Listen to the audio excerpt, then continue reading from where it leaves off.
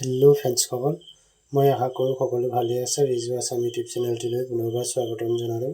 মই অন্য এটা ভিডিঅ' লৈ আহিছোঁ। আজি আমাৰ হোমগাৰ্ডৰ ফালৰ পৰা যিসকলে নিযুক্তি পোৱা নাছিলে তাৰ কাৰণে ভিডিঅ'টো মই আজি লৈ আহিছোঁ।